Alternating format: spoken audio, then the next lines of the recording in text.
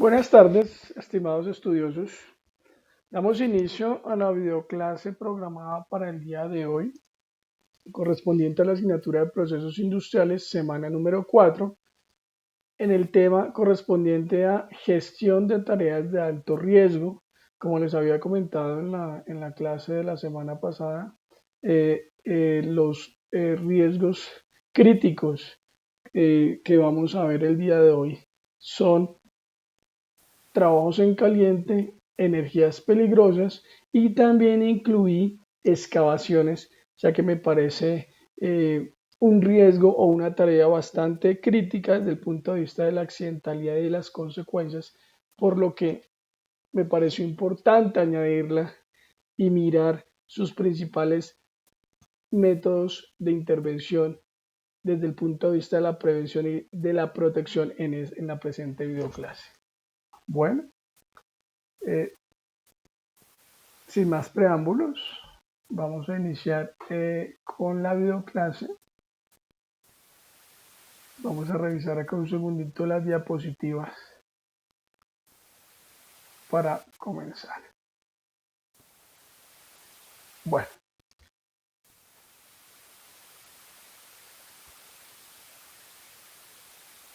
excavaciones. Cuando hablamos de excavaciones hablamos de cortes, cavidades, zanjas, diques, perforaciones o depresiones hechas por el hombre mediante la remoción de tierra, arena, gravilla, rajón, recebo, etc.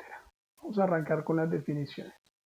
Aquí tenemos otra definición: cualquier cavidad, zanja o depresión hecha por el hombre en la superficie de la tierra como resultado de remoción de tierra a más de 30 centímetros de altura. Entonces fijémonos que ya aquí, con solo tener 30 centímetros de remoción de tierra, vamos a tener, podríamos considerar una excavación. Importante para dar inicio a las actividades que nos van a llevar a gestionar este riesgo, que tengamos en cuenta la persona competente. Ya ustedes saben que esta persona competente deberá ser un encargado de seguridad y salud en el trabajo, ¿cierto? Que conozca sobre los riesgos de la tarea y cómo debe ser su gestión. Hablemos de las zanjas, excavaciones angostas hechas bajo la superficie del suelo. En general la profundidad es mayor que el ancho. Entonces, realmente la zanja es una excavación que se caracteriza porque es más profunda, su profundidad es mayor a la distancia o a la medida del ancho de la excavación. Entonces, esa es su característica. Cajón de zanjas, estructura que es capaz de sostener la fuerza que impone un derrumbe y por tanto protege a los trabajadores dentro de una estructura. Retroexcavadora, máquina pesada que realiza desplazamientos de tierra. Aquí estamos viendo algunas definiciones. Apuntalamiento, estructura como un sistema metal hidráulico mecánico de vigas de madera que soporta a los lados de la excavación y está diseñada para prevenir derrumbes. Más adelante vamos a revisar nuevamente estos términos desde el punto de vista de medidas de prevención de la accidentalidad. Vamos a mirar los requisitos para realizar una excavación de manera segura. Planee la excavación y después excave su plan. Si encuentra algo no planeado, deténgase y vuelva a planear antes de comenzar a excavar. Conozca todos los posibles riesgos que pueda tener la excavación a través de una inspección de seguridad. Indague sobre las rutas de emergencia en caso de ya estar dentro de la excavación. Realice perforaciones en el terreno para determinar las clases de tierra. Mantenga una bitácora de perforación de la tierra. Revise los obstáculos, edificios, árboles, letreros, aceras, postes de servicio público, estacionamientos y muros, cableado subterráneo eléctrico que pueda estar interfiriendo o pueda estar haciendo parte de la excavación. Es importante hacer este tipo de revisión, ya que estos elementos en algún caso dado pueden originar algún tipo de accidentes o pueden interferir con la tarea directamente del trabajador. Esos elementos deberán ser quitados, reforzados, apuntalados o de alguna manera apoyados para prevenir peligros. Aquí nos hablan de los servicios públicos subterráneos como alcantarillas, cañerías de agua y gas, y los cables de comunicaciones y electricidad deben ser identificados y físicamente localizados con el fin de tomar las debidas precauciones del caso. Acceso y salida. Toda zanja o excavación deberá tener una salida. Deben colocarse escaleras o rampas a no más de 15 metros en cualquier dirección extendidas a 1 metro de la superficie. ¿Qué quiere decir esto? Que de acuerdo a las dimensiones de la excavación, yo debo tener escaleras por lo menos cada 15 metros de distancia, pero estas escaleras deberán sobresalir por lo menos 1 metro del borde de la excavación hacia la superficie. Nos indican que si tenemos obreros trabajando dentro de la excavación deben estar distanciados 2 metros siempre y cuando estén realizando actividades de pala con pique y pala o actividades de excavación con herramienta manual. La recomendación es que su distancia sea de 2 metros con la finalidad de que no vayan a hacerse algún daño con estas herramientas. Vamos a hablar un poco de la exposición al tráfico de vehículos. Los trabajadores expuestos al tráfico vehicular deben usar chalecos o ropa de alta visibilidad. Las excavaciones también deben protegerse con barricadas y una persona con una bandera debe dirigir el tráfico. Esto es cuando estamos haciendo excavaciones afectando vías de circulación vehicular directamente. Exposición a caídas de carga. No permitir que los trabajadores se ubiquen debajo de cargas que estén siendo movidas por equipos de levantamiento de excavación. Los trabajadores deben mantenerse lejos de los vehículos que están siendo cargados o descargados. Los operadores de los vehículos pueden quedarse en sus vehículos durante la carga y descarga siempre y cuando estén protegidos por una cabina. En este caso puntual, hay un aspecto de seguridad muy importante que quiero resaltar y es el hecho de que en algunas ocasiones se evidencian trabajadores dentro de la excavación y al mismo tiempo se evidencia maquinaria, en este caso retroexcavadoras, ¿cierto? Con la cuchara trabajando también dentro de la excavación. Esto es algo que no debe suceder.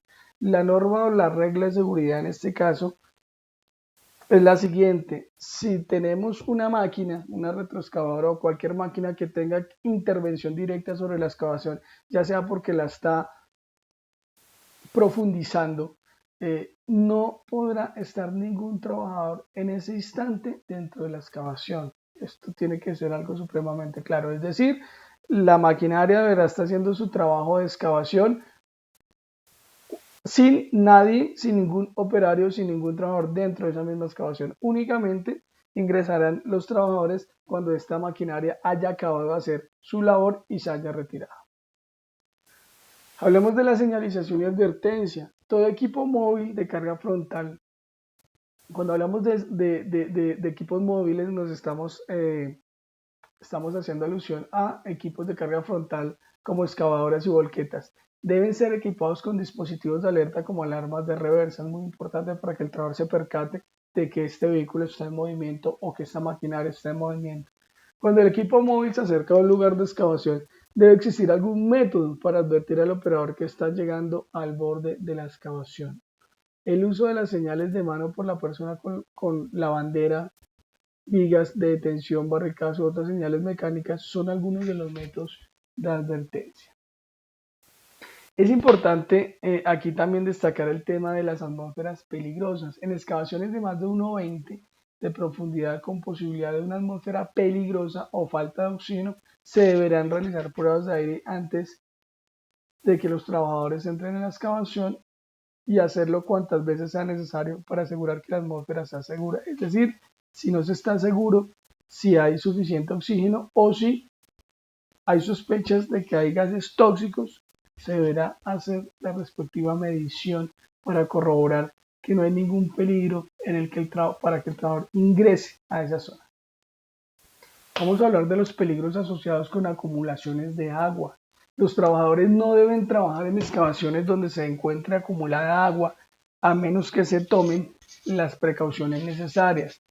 Desde el punto de vista de apuntalamiento específico, bombeo, puntos de apoyamiento para sacar el agua y una cuidadosa vigilancia por parte de una persona competente. La razón de esta norma de seguridad es que el agua tiende a ablandar el suelo. El agua tiende a ablandar el suelo y en este caso lo más seguro es que haya un derrumbamiento del talud a causa de la humedad del agua. Entonces, esta es la recomendación. No es recomendable, ¿cierto?, que se realicen trabajos manuales por parte de los operarios dentro de una excavación cuando hay presencia de agua o cuando el día anterior llovió por las razones que les acabo de informar. El agua tiende a ablandar la tierra, ¿cierto? Y esto muy seguramente aumenta la probabilidad de un derrumbe. Hablemos de las estabilidades de las estructuras adyacentes. Cualquier excavación por debajo de la base o al pie de una fundación, paredes, aceras, pavimento u otra estructura deben tener apuntalamiento o abrazaderas para proveer soporte estructural que asegure la estabilidad de la estructura para la protección de los trabajadores, o deberá tener la aprobación de la estructura lo suficientemente lejos de la excavación y no generar riesgos a los trabajadores. En este caso, básicamente lo que nos quiere decir este párrafo es que siempre que se realice una excavación, ¿cierto? Como podemos observar acá, como estoy colocando el puntero del mouse, estamos hablando aquí de una excavación que me está formando un ángulo de 90 grados. En ese orden de ideas siempre deberé tener una entibación, ¿cierto? Sumado a unos apuntalamientos que van a ser los que me van a brindar fuerza y soporte, con el fin de prevenir que la pared de tierra o que el talud de tierra sobrevenga y se derrumbe. Esta es la finalidad de los apuntalamientos y de la entibación. Es importante y pensaría, yo agregaría que es eh, el estándar de seguridad más importante cuando se realiza una excavación. Es primordial esto. ¿De qué depende estos tablestacados? ¿De qué depende esta activación? Dependerá principalmente de unos factores externos y de unos factores propios de la composición del suelo, básicamente. Hablemos un poco de los factores de la composición del suelo. Antes de iniciar una excavación, es importante saber qué tipo de suelo tiene la superficie a excavar. Desde el punto de clasificación de los suelos existen A, B y C, y esto depende o se clasifica de acuerdo a su dureza. Es decir, hay unos suelos más duros y otros más blandos. Se sobreentiende que los suelos duros van a tener menor probabilidad de que a la hora de que se excave y se origine una pared o un talud, ¿cierto? Van a tener menos probabilidad de que esa pared o ese talud se derrumbe. Por el contrario, los suelos más blandos, en el momento de la excavación y de originar zanjas, va a aumentar o va a haber una gran probabilidad de que esa pared originada por la excavación o ese talud originado por la excavación se derrumbe por obvias razones. Y estamos hablando de que terrenos duros pues van a tener una mayor estabilidad y terrenos blandos van a tener una menor estabilidad y fuerza. Desde ese punto de vista, debemos, el encargado de seguridad y salud en el trabajo, junto con las personas operativas o ingenieros civiles, en este caso, que se responsabilicen de esta actividad, deberán seleccionar la intubación y el apuntalamiento correcto desde el punto de vista del tipo de suelo. Es importante tenerlo en cuenta, ¿cierto? Porque podríamos estar colocando un tabla estacado que se realiza con tablas burras a un suelo muy blando y muy seguramente va a ceder. Entonces es importante tener en cuenta este factor de dureza del suelo con el fin de seleccionar la intubación correcta que nos va a garantizar que el talud o que la pared de tierra no se va a deslizar y no se va a derrumbar. Hablemos un poco de los factores externos que también tienen que ver con el aumento de las presiones en la excavación. Nosotros tenemos aquí superficies al lado de la excavación o de la excavación que deben estar completamente libres de presiones. Cuando yo hablo de que esas superficies al borde de excavación deben estar libres de presiones, estoy hablando de cualquier tipo de carga que se pueda colocar acá como material como arena, como tierra, como el mismo material de la excavación, lo pueden colocar acá, o la misma maquinaria. Si nosotros colocamos peso, ¿cierto? Sobre la superficie de la excavación, a borde de excavación, pues obviamente esto va a aumentar unas presiones y va a originar una fuerza hacia abajo que me va a originar o que me va de alguna manera a generar una presión que muy seguramente va a hacer debilitar la estabilidad de la misma pared. Hay que tener mucho cuidado con este tema. Por esa razón se recomienda que por lo menos a 1 metro de borde de excavación, no puede haber ningún elemento que ejerza presión sobre la pared, sobre la excavación misma, puesto que puede aumentar la probabilidad de un derrumbe. Esto también se aplica cuando se realizan excavaciones a borde de carretera. Muchas veces acá hay una mayor afluencia cuando se está haciendo excavaciones en vías viales. Hay que tener cuidado con eso porque pueden pasar vehículos y esos vehículos van generando unas presiones. Y si no se toman las medidas preventivas recomendadas teniendo en cuenta este factor externo, muy seguramente se va a originar un derrumbe en la pared costada o la pared contigua a la vía o la pared contigua a los elementos que están ejerciendo presión en ese instante, en cuyo caso debemos tomar unas prevenciones adicionales. En este caso podríamos considerar el cierre de la vía con el fin de que los autos no me vayan a generar presiones adicionales sobre la excavación, o también podríamos hacer un tema de aislamiento, de señalización. Básicamente debemos proteger, por lo menos, como les comentaba anteriormente, 1 metro, una distancia mínima de 1 metro del borde de excavación hacia la superficie, con el fin de no generar presiones externas que me pueden originar una falta de estabilidad en el talud de la excavación. Muy importante las recomendaciones que les acabo de dar. Si tenemos que tener una presión externa por una máquina, pues sencillamente ya les comentaba que si hay una máquina que está trabajando no podrá haber ningún trabajador, ¿cierto? Dentro de la excavación.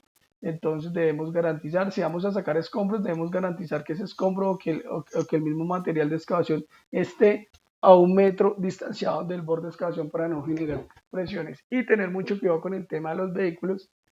En este caso tendríamos que cerrar la recomendación es cerrar la vía para que esos vehículos no generen presiones en la excavación que nos puedan originar accidentalidad. Aquí pues esta diapositiva nos refuerza lo que les estoy contando. La tierra excavada, escombros, materiales o herramientas o equipos deben ser colocados a más de 60 centímetros. Yo les acabo de decir que por lo menos a 1 metro de la orilla de la excavación. Las piedras y la tierra deben removerse de la pared de la excavación o retenerse con puntales u otros métodos aceptables para prevenir que el material caiga adentro y golpee a los trabajadores. Los procedimientos de trabajo seguro deben dictar que nadie debe trabajar a los lados de una excavación o escalonada por encima de otros empleados, a menos que los trabajadores en el nivel más bajo estén protegidos de materiales que se desprendan.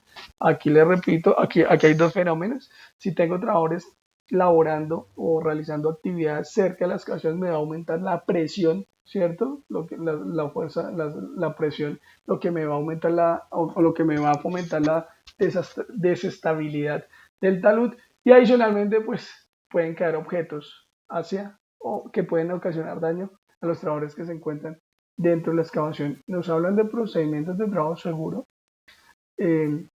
Recordemos, esto ya lo habíamos visto en la clase de la semana pasada. Toda tarea de alto riesgo debe tener un procedimiento de trabajo seguro.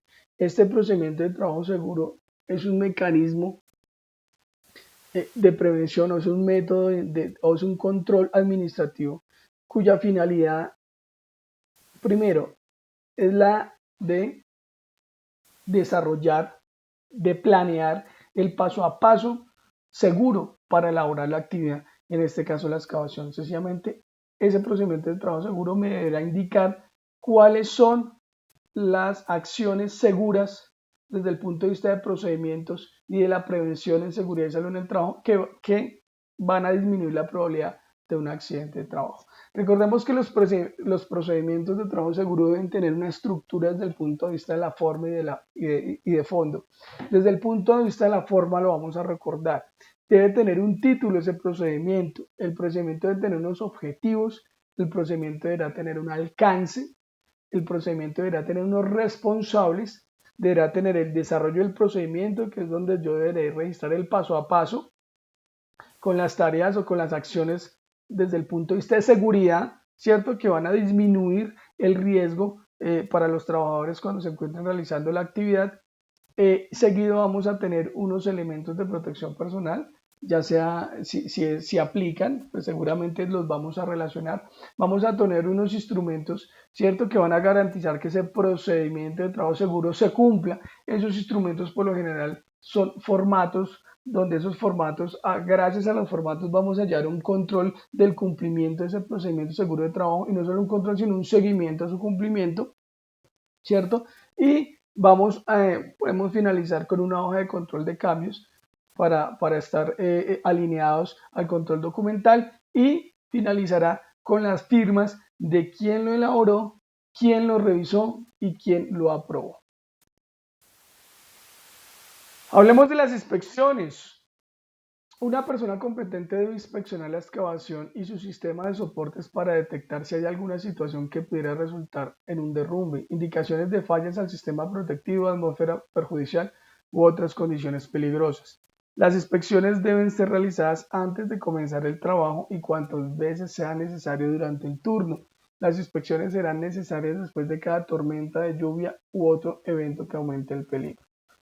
Cuando en una inspección se detecta evidencia de una situación que puede resultar en un peligro para el trabajador, los trabajadores que estén expuestos serán retirados del área de peligro hasta que se tomen las precauciones necesarias para garantizar su seguridad. Hablemos de la protección contra caídas. Cuando el personal o equipo deban cruzar una excavación, se deberá instalar una pasarela o un puente que soporte el máximo peso de la carga. La pasarela o el puente deberá estar provisto con barandas estándar, y esas barandas, recuerden que desde el punto de vista técnico, la resolución 1409 del 2012 nos indica cómo deben o cuáles son sus características. Toda excavación en un lugar remoto o desatendido deberá tener barandelas adecuadas o protecciones físicas que eviten que el público caiga dentro de la excavación. Una vez terminado el trabajo, se volverá a rellenar todas las zanjas, pozos y hoyos tan pronto como sea posible. Aquí nos dan una norma de seguridad bien interesante y bien importante. Y consiste en lo siguiente: cuando se termina la labor diaria dentro de una excavación, pues por obvias razones se debe continuar el trabajo al día siguiente hasta que finalizará cuando se tape la excavación, ¿verdad? Cuando la excavación, perdón, se deja abandonada, es importante jugar con dos factores. Uno, la señalización, es decir, si se deja una excavación abandonada, lo primero que se debe hacer es encerrar la excavación con señalización. En ese caso puede ser con cinta amarilla, ¿cierto? Y con colombinas, de tal manera que advierta a la gente que no puede traspasar ese límite porque hay un peligro. Y lo otro que es bastante importante es, como nos lo indican acá, debemos colocar de alguna forma protección, ¿cierto? A través de una pasarela, o debemos tapar o pasar algún tipo de superficie o algún tipo de lámina, ¿cierto? Que me cubra el orificio de la excavación, con el fin de que si alguna persona llega a traspasar accidentalmente la señalización que tengo delineada con cinta, no vaya a caer. Entonces son dos cosas importantes. Es decir, debemos cubrir esta excavación con alguna superficie rígida, vuelvo y repito, que de tal forma que no permita que nadie se vaya a caer. Al siguiente día, pues se retirará, ¿cierto?, el elemento que yo sobrepuse en la excavación con el fin de continuar los trabajos y las labores. Aquí nos informan o nos dan una instrucción sobre la iluminación. El área que rodea la excavación debe estar bien iluminada, sobre todo en los puntos de acceso y en las aberturas de las barreras. Totalmente cierto. Por lo general, pues estas labores de excavación se realizan en espacios abiertos, ¿cierto? Y se usa la luz natural. Sin embargo, en ocasiones se debe elaborar en la noche. Por lo tanto, se deben garantizar condiciones de iluminación óptimas para realizar los trabajos correspondientes en horas nocturnas. Hablemos de medidas generales preventivas cuando se realiza una excavación. Una persona sepultada bajo 1 metro cúbico de tierra no podrá respirar debido a la presión sobre su pecho. Y dejando de lado las lesiones físicas que pueda haber sufrido, pronto se sofocará y morirá, pues esta cantidad de tierra pesa más de 1 tonelada. Básicamente, aquí quiero recalcar un aspecto muy importante. Y a modo personal, quiero indicar que el mayor riesgo, pensaría, o mejor, el mayor peligro que tiene un trabajador cuando está realizando actividades de excavación es quedar sepultado, ¿cierto? A raíz de que una de estas paredes, producto de la excavación, que se llaman taludes, sobrevenga, se destabilice y se derrumbe y caiga sobre el trabajador. Básicamente pensaría que este es el peligro más crítico y más primordial, más neurálgico dentro de las actividades de excavación. Por estas razones es lo que más se debe controlar y es en el cual se debe tener mayor precaución a la hora de imponer controles y ejercer controles o medidas de intervención. En este caso, pues sencillamente quiero describir un poco la gráfica. Vemos una excavación, puede tener aproximadamente unos 4 o 5 metros. Fíjate que esta excavación está debidamente entibada y apuntalada, ¿cierto? Con tacos de madera. Acá hay una señalización a modo de barandillas y aquí pues las escaleras que sencillamente van a permitir el acceso a la excavación. Sin embargo, aquí en estas escaleras, recordemos que esas escaleras deben sobresalir 1 metro del borde de excavación. Yo aquí en la gráfica no veo que sobresalgan 1 metro del borde de excavación. Es importante hacer la aclaración, deben sobresalir 1 metro del borde de excavación. Es un aspecto importante.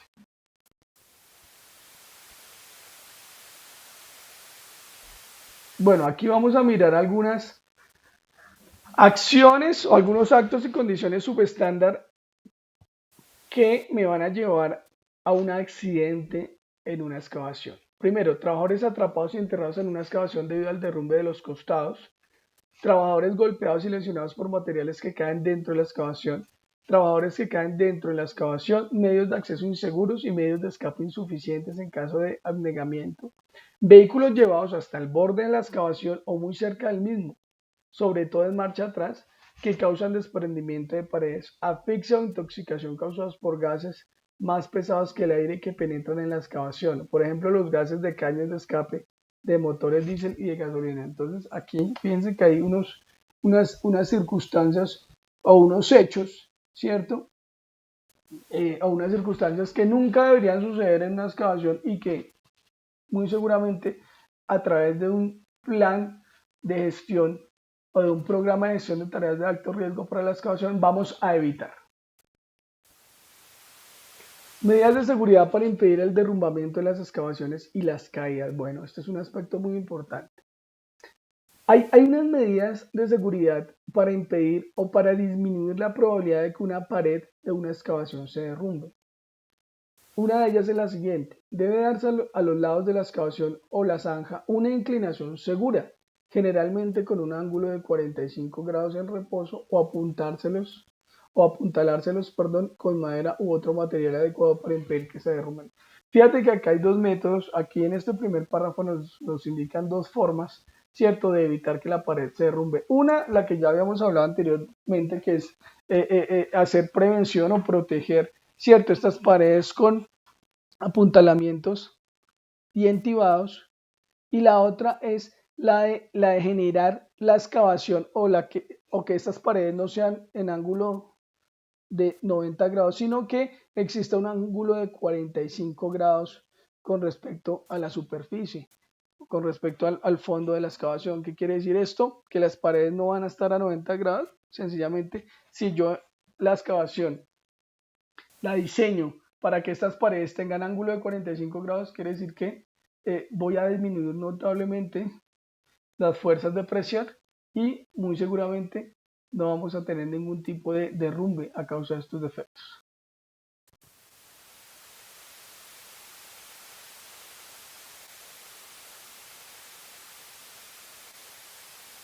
Aquí nos hablan de la inspección, ya hablamos de la inspección, vemos más gráficas, ¿cierto? Donde pues, nos ayudan a verificar ciertas situaciones, ¿sí? De seguridad. Aquí podemos ver las escaleras, distanciamiento de las escaleras y aquí debe sobresalir, habíamos hablado de 1 metro como mínimo, ¿cierto? Y aquí los apuntalamientos con la respectiva intubación.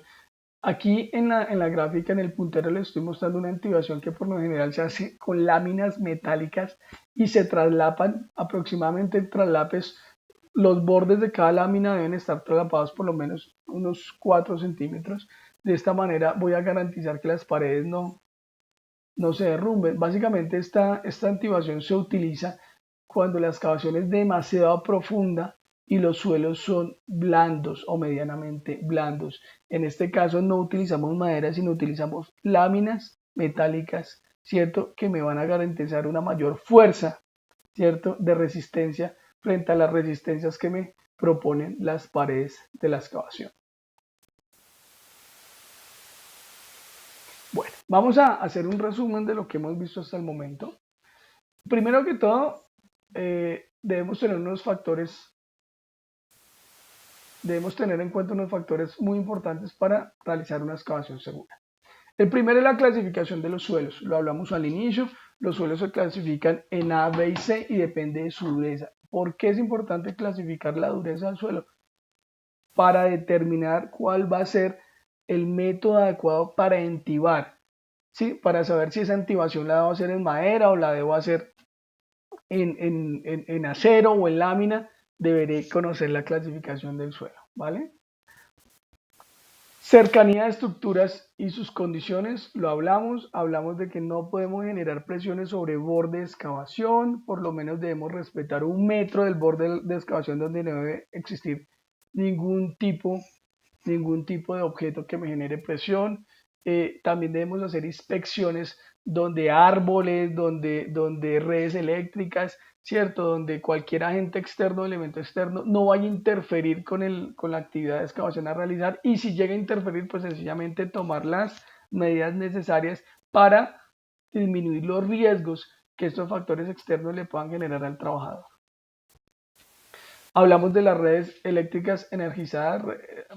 Aquí les quiero comentar algo. La mayoría de veces las redes de alta tensión van de manera subterránea. Es importantísimo antes de realizar una excavación asesorarse con el departamento de electricidad o de energía que suministre el servicio al municipio o a la ciudad, con el fin de conocer dónde se encuentran estas redes eléctricas y no tener contacto con ellas. Les recuerdo, por lo general estas redes, cierto, que se transportan o que existen a manera subterránea, son redes de alta tensión. Acá hay dos fenómenos. Aquí puede haber algo grave, o una maquinaria la puede tocar y generar un cortocircuito, una electrocución, o un trabajador con sus herramientas las pueden también tocar, y es importante pues tenerlo en cuenta, porque ya sabemos el peligro tan grande que puede ser el contacto de un trabajador con una fuente energizada de alta tensión. Estamos hablando perfectamente de más de 5.000, 6.000 voltios que pueden generar inmediatamente la muerte. Factores climáticos. Es importante tener en cuenta cuando hablamos de factores climáticos el tema de la lluvia y las tormentas. Si se está haciendo un trabajo de excavación y empieza a llover, no se puede continuar. Recordemos que el agua es un enemigo de la excavación desde el punto de vista que el agua va a debilitar el suelo, y si el suelo se debilita, muy seguramente la excavación va a tender a que sus paredes se derrumben. Actividades asociadas a la labor de excavación. Bueno, aquí actividades asociadas a la labor de excavación hay muchas. Hablemos un poco de las labores que realizan los operarios al interior de la excavación. Ellos por lo general realizan labores de remoción de tierra con palas y picas. Habíamos hablado que la distancia mínima entre ellos dos debería ser de 2 metros. Hablamos también de que cuando una maquinaria, en este caso las retroexcavadoras, estén interviniendo o estén haciendo labores dentro de la excavación, no deberá existir ningún trabajador dentro de la misma, ¿cierto? Contar con líder competente, coordinador de excavaciones. Importante que las medidas de seguridad sean diseñadas, implementadas y lideradas por un funcionario, un trabajador que tenga conocimiento sobre el tema. En este caso, pensaría yo que tendría que ser el encargado de seguridad y salud en el trabajo, que tendrá que tener una formación, una licencia en seguridad y salud en el trabajo, con el fin de garantizar de que estas medidas de seguridad, que estas medidas de intervención se estén implementando de la manera correcta. Bueno, aquí en este otros, quiero recalcar nuevamente dos medidas de intervención de tipo administrativo que son fundamentales para toda tarea de alto riesgo. Una de ellas son los procedimientos seguros de trabajo, ya lo hablé y ya los aclaré y los caractericé durante la presente videoclase, y en la anterior también se habló de ellos, y también de los permisos de trabajo. El permiso de trabajo también es importantísimo implementarlo. También hablé en la clase pasada de los permisos de trabajo, incluso colocamos unos ejemplos para permisos de trabajo para alturas, ¿cierto? Donde de alguna manera les mostré cómo debe ser diseñado el permiso de trabajo. Al final de la clase también les voy a mostrar algunos permisos que tienen que ver con excavaciones, pero el permiso de trabajo es fundamental. Recordemos que un permiso de trabajo es un instrumento, ¿cierto? Es un documento que me va a permitir a mí percatarme, verificar que las condiciones de seguridad que yo he implementado y diseñado para evitar un accidente se cumplan antes de iniciar con la tarea. Básicamente, para esto es que nos sirve este instrumento. Si yo evidencio a través del checklist del permiso de trabajo que hay alguna medida de seguridad que se está incumpliendo, sencillamente no daré permiso, no autorizaré el ingreso de los trabajadores a la excavación hasta tanto no se supla o hasta tanto no se cumpla con la norma de seguridad establecida o solicitada en este caso. Vamos a hablar ahora un poco de energías peligrosas, y desde este punto de vista de energías peligrosas es importante definirla de acuerdo a su tipo. Encontramos energía eléctrica, energía neumática, energía térmica, energía mecánica, energía hidráulica y energía química. Básicamente en este caso, cuando hablamos de este tipo de energías, por lo general estas energías son usadas, ¿cierto?, para generar movimiento, en este caso para generar funcionamiento, para permitir el funcionamiento de motores, ¿cierto?, mecánicos, y de esta manera generar movimiento a diferentes equipos, a diferentes estructuras, a diferentes dispositivos para generar una labor o una actividad.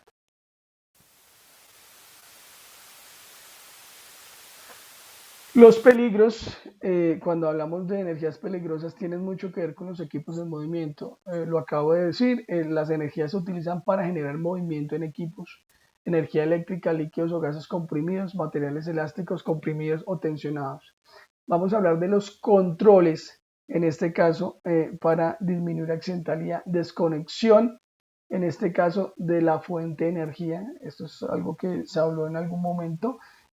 Siempre que se va a hacer un mantenimiento a un equipo con algún tipo de energía peligrosa, lo primero que se debe hacer es desenergizar, si estamos hablando de energía eléctrica, o desconectar de la fuente matriz la energía que está suministrando el equipo, con el fin de realizar el mantenimiento con ausencia de energía, cualquiera que ésta sea, ¿vale? Enclavamiento, prueba de ausencia de energía, ya lo dijimos. Puesta a tierra, uso de elementos de protección personal. Recordemos que pues es importante, este puesta a tierra nos habla de la estática. Todo equipo, todo elemento que de alguna manera se está moviendo o que genera movimiento va de forma autónoma a generar energía estática. Esta energía estática es importante que se descargue a tierra con el fin de que no haga contacto con otros tipos de energía y me puedan producir algún tipo de riesgo o peligro al trabajador. Competencia, entrenamiento, requisitos de experiencia. Básicamente ya esto es el entrenamiento, requisitos de experiencia ya son factores atribuibles al trabajador y que deberán poseer para manejar cualquier tipo de equipo. Si yo tengo que disponer de un operario para manejar equipos, ¿cierto?, con este tipo de energías peligrosas, tendré que tenerlo plenamente capacitado sobre el funcionamiento, manipulación y manejo del equipo y sobre los riesgos que puede traer este equipo desde el punto de vista de la energía peligrosa. Bueno, aquí vamos a hablar un poco de la implementación de un programa para gestión de tareas de alto riesgo con energías peligrosas. Nos hablan de la preparación, nos indican que debemos identificar el tipo de energía utilizada y su peligro potencial. Es decir, lo primero que tendríamos que definir será el tipo de energía de la máquina o del equipo, ¿cierto? Con el fin de anticiparnos a sus peligros potenciales. Notificación. Avisa a los operadores y supervisores afectados por el bloqueo de las máquinas, equipos, instalaciones e informar del trabajo que se va a realizar. Recordemos que esto es un tema de comunicación, sencillamente se pasará un comunicado a las áreas correspondientes informando fecha y hora donde se va, fecha, hora y lugar de la actividad o del mantenimiento a ejecutar, donde se indicará que la máquina se va a apagar por un determinado o se va a desenergizar por un determinado tiempo. Desactive el equipo o la maquinaria. Aquí esto alguna vez lo hablamos. No solamente basta con apagar la máquina, también hay que desconectarla de la fuente principal de energía. Esto es importantísimo, desconectarla de la fuente principal de energía, no solamente el apagado, ¿vale? Esto se realiza con el fin de garantizar de que la máquina o el equipo durante su mantenimiento va a estar desenergizado, va a estar sin energía, con ausencia de energía. Bloqueo. Desactive todas las fuentes de energía con el fin de dejar el equipo sin tensión. Coloque el candado para evitar que accionen la válvula interruptor o la vuelvan a activar. Aquí estamos hablando de un método que se llama candado de etiquetado. Básicamente cuando tú interrumpes la energía, cualquiera que ésta sea, a un equipo de su fuente principal, pues yo lo que debería hacer, primero que todo, etiquetar, ¿cierto? Etiquetar el lugar donde, o el switch, pues, ¿cierto? O el instrumento o el equipo que me causó el corte de energía o donde yo, o con el que me sirve o con el que me valgo para cortar la energía, señalizarlo indicando que no se puede subir, no se puede prender porque hay labores de mantenimiento y con el fin de tomar esta medida más drásticamente y con el fin de garantizar este fenómeno o con el fin de garantizar que este circuito no se va a volver a reconectar, se pueden manejar cadenas, candados, ¿cierto? Que me van a garantizar que incluso si un trabajador quiere o por accidente puede accionar el circuito, el breaker, no lo va a poder hacer gracias a que esto tiene un sistema de bloqueo a través de un candado y una cadena. Es importante tener esto en cuenta. Compruebe con instrumentos que existe ausencia de tensión. Es decir, ya cuando hemos realizado el paso de etiquetado al candadeado, debemos verificar a través de instrumentos de medición la ausencia de tensión, ¿cierto? O la ausencia del paso en la energía. Cuando hablamos de la ausencia de tensión estamos hablando de la electricidad, pero también es importante percatarnos de que pues, las otras energías no están circulando. Realiza el trabajo, bueno, realiza el trabajo con todas las normas de seguridad y procedimientos de trabajo seguro. Aquí volvemos a hablar y mencionar nuevamente, ¿cierto? Los procedimientos de trabajo seguro, creo que ya lo tienen suficientemente claro. También aquí hay que generar un permiso de trabajo, ¿cierto? Que me va a garantizar el cumplimiento de las medidas de seguridad. Acá nos presentan las 5 reglas de oro. Las 5 reglas de oro son acciones preventivas muy famosas para cuando se trabajan energía eléctrica de mediana a alta tensión. Básicamente lo que hemos venido diciendo: primero, efectuar el corte visible de todas las fuentes de tensión. Segundo, condenación o bloqueo etiquetado. Tercero, verificar ausencia de tensión en cada una de las fases con instrumento diseñado para tal fin. Cuarto, puesta a tierra y en cortocircuito todas las posibles fuentes de tensión que incidan en la zona de trabajo. Las máquinas deberán tener puesta a tierra, lo mismo que los trabajadores, y señalizar y delimitar la zona de trabajo. Bueno, estas ya son las mismas reglas de oro que ya las acabamos de ver. Acá nos hablan de las principales señales de seguridad. Bueno, el tema de señalización es un aspecto y es una medida de prevención, ¿cierto? Que aborda absolutamente todos los peligros que podamos evidenciar en una tarea, en una actividad realizada. Básicamente la señalización es un elemento válido, ¿cierto? Como mecanismo de prevención, aunque no puede ser el único, quiero resaltar, no puede ser el único, es un elemento válido que puede ayudarnos dentro de un programa de prevención, pero no puede ser el único elemento. Sencillamente, pues las señales van a tener la finalidad de advertir al trabajador sobre los peligros existentes en un área de trabajo o por la manipulación de una máquina, etcétera. También la señalización puede ser utilizada para indicarle al trabajador que debe colocarse unos elementos de protección personal o que debe realizar unos pasos o actividades obligatorias, como pueden ser uso de elementos de protección personal o restringir el acceso a una zona de un personal no autorizado, como es el caso de prohibido el paso, solo permitió el ingreso a personal autorizado. Aquí tenemos lo que les comentaba, estamos hablando de uso de elementos de protección personal de carácter obligatorio. La señal también nos ayuda como a indicarle, a informarle al trabajador qué elemento de protección personal es el adecuado para poder laborar en el área en la que se encuentra. Trabajo en caliente, básicamente cuando hablamos de trabajo en caliente hablamos de procesos de soldadura.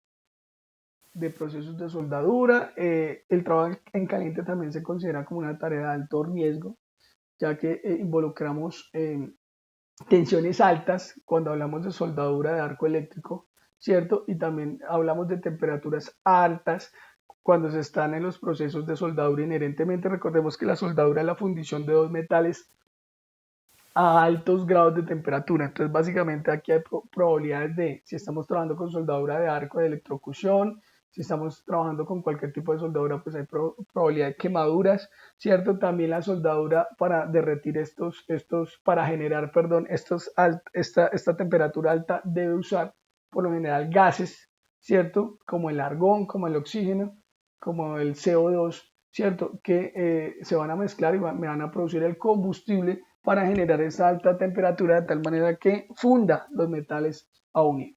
Entonces, básicamente, esto también se considera una tarea de alto riesgo. Deberíamos tener procedimientos seguros de trabajo para soldadura, permisos de trabajo para soldadura que verifiquen todas las condiciones de seguridad adecuadas para evitar un accidente. Nos indican aquí, de acuerdo a definición, cualquier trabajo que involucre el uso de llama abierta, una fuente de ignición o equipos que producen chispas o que producen calor. Básicamente, pues, podríamos estar hablando de la soldadura.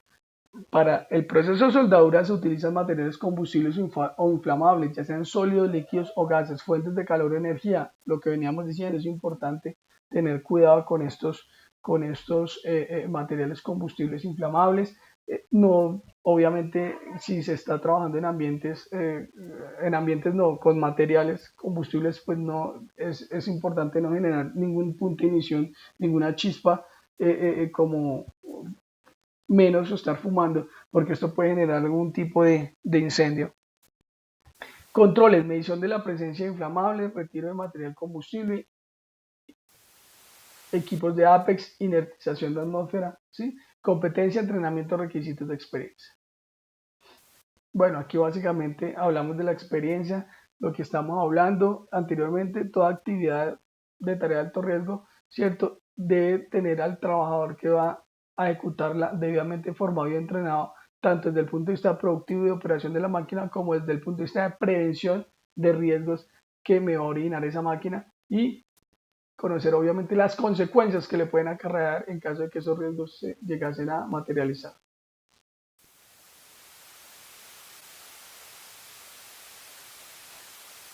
Bueno, aquí nos hablan de los controles operacionales y los permisos de trabajo.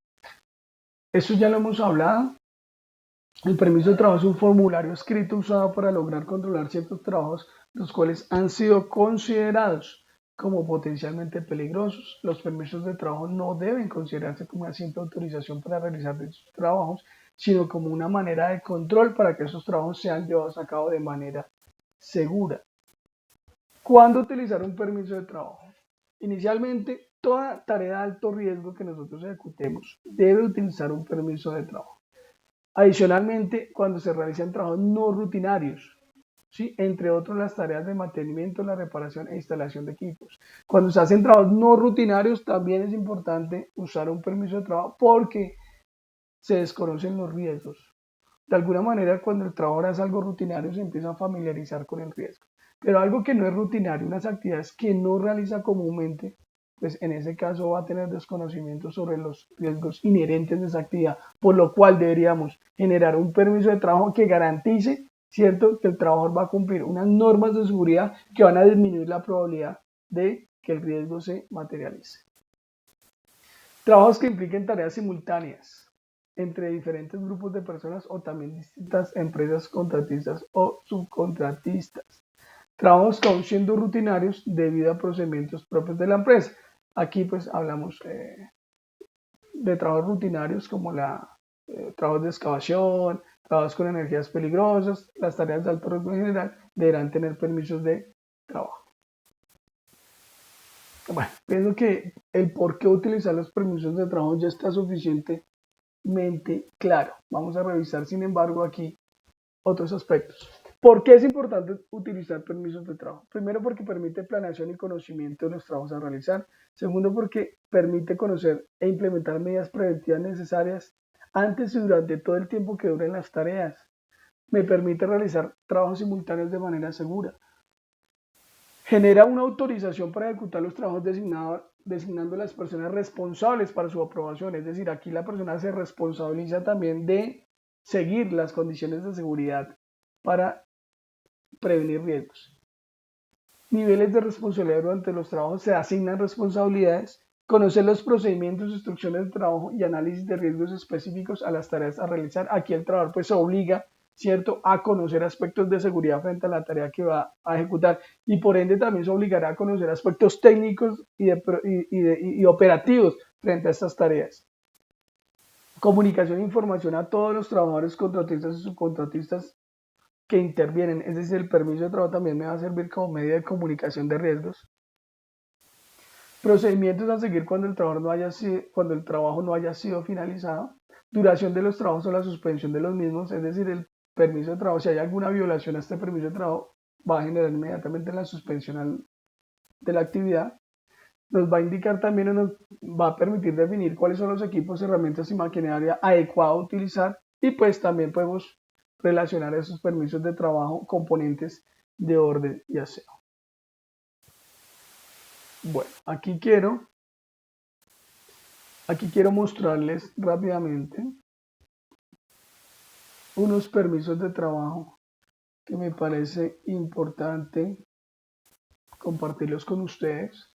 Aquí tenemos un permiso de trabajo en caliente. Bueno, es una guía modelo que de alguna manera nos puede servir para diseñar nuestro permiso de trabajo en caliente de acuerdo al contexto de la actividad y de la organización. Todo permiso de trabajo, por obvias razones, deberá tener un encabezado donde nos indique pues, la empresa, quién lo está diligenciando, quién es el responsable del trabajo, fecha de diligenciamiento. Aquí vamos a relacionar las personas que van a ser autorizadas, ciertos nombres, apellidos. Nos preguntan si son certificadas o no. Estas certificaciones desde el punto de vista de la formación en la tarea que van a ejecutar. ¿Dónde van a hacer la tarea? ¿Cómo lo van a hacer? ¿Con qué lo van a hacer? Aquí pues nos habla de un chequeo o el permiso de trabajo, involucra la inspección a los equipos, ¿cierto? A usar para, en este caso, hacer una soldadura con arco. Entonces, sencillamente nos hace ciertas preguntas con el fin de verificar el equipo puntual. En este caso, equipo de soldadura con arco, donde nos indica si está funcionando bien o mal, cómo están sus cables, cómo están sus pinzas, cómo está el aterrizamiento, es decir, punta a tierra.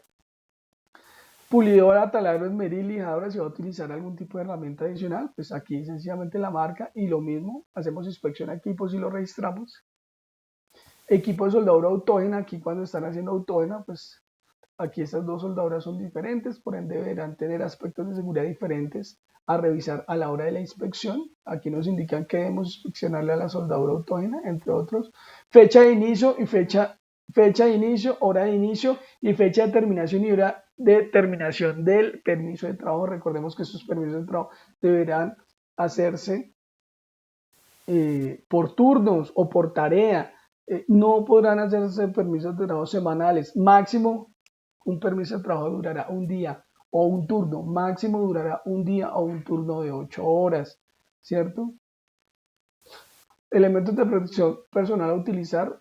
Aquí pues nos relacionan los elementos de protección a utilizar para realizar la tarea de soldadura, cuáles son los que debe utilizar, se marcará aquí. Los peligros identificados para que el trabajador tenga esté informado sobre los peligros a los cuales se está exponiendo, tenga pleno conocimiento.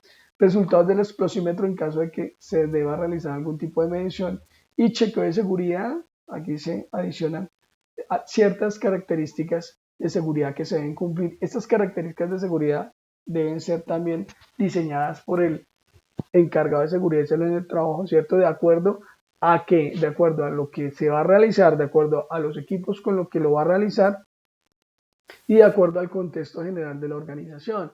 Es decir, que no podemos tener permisos de trabajo iguales en todas las organizaciones, ¿cierto? Estos permisos de trabajo serán diferenciados de acuerdo a lo que se va a hacer, a los equipos con los que se va a realizar y al criterio o al contexto de la organización. Acá tenemos ejemplos, ¿cierto?, de cuáles son los aspectos de seguridad que se deberían revisar. Entre ellos, pues si se aplica un procedimiento para el cierre y bloqueo de maquinarias, si el trabajo en caliente a realizar involucra trabajos, si también involucra trabajos en espacios confinados, si los resultados del explosimiento en el área de trabajo garantizan las labores a realizar, la iluminación en el área de trabajo es adecuada, si se retiró o limpió el material combustible en el área alrededor antes de realizar los trabajos en caliente, si se dispone un extintor ABC en el área de trabajo en caliente, si los equipos para los trabajos en caliente se encuentran aislados eléctricamente y en buenas condiciones de mantenimiento, los trabajos a realizar intervienen con otras labores del área o con otros permisos de trabajo antes de ser expedidos, etcétera. Básicamente aquí, bueno, aquí nos relacionan muchas otras más. Finalizamos con un procedimiento seguro de trabajo o un ATS, ¿cierto? Un ATS donde yo indico los pasos para ejecutar la actividad, cuáles son los riesgos, ¿cierto?, que me involucra o a los cuales está expuesto el trabajador por realizar los pasos y cuál sería el procedimiento seguro de trabajo para minimizar estos riesgos o para tener controlados estos riesgos. Finalmente, pues aquí nos dejan una casilla libre de observaciones y recomendaciones. Acá nos ofrece este ejemplo guía, una casilla donde se realizan auditorías y aquí sencillamente se firmará, ¿cierto? Firmarán los solicitantes del permiso y quien aprueba el permiso de trabajo dando vía libre para su ejecución. Básicamente es eso. Bueno, aquí hay más ejemplos de permisos de trabajo. Básicamente es la misma estructura, ¿cierto? La misma estructura, sencillamente hay que identificar cuáles son los peligros y esos peligros hay que asociarles, ¿cierto?, una norma de seguridad, ¿cierto?, que los va a controlar y sencillamente, pues, a la hora de ejecutar la labor, esas normas de seguridad se deberán cumplir o esos estándares de seguridad se deberán cumplir con el fin de garantizar que la ejecución de la actividad se realice de manera segura. Bueno, básicamente eso era lo que les quería informar, expresar y socializar el día de hoy, ¿cierto? Espero que este tema de trabajos de alto riesgo haya quedado perfectamente claro y lo puedan aplicar y lo entiendan, ¿cierto? Lo puedan aplicar dentro de sus labores, dentro de sus actividades como futuros especialistas en seguridad y salud en el trabajo. No siento más, feliz tarde y hasta luego.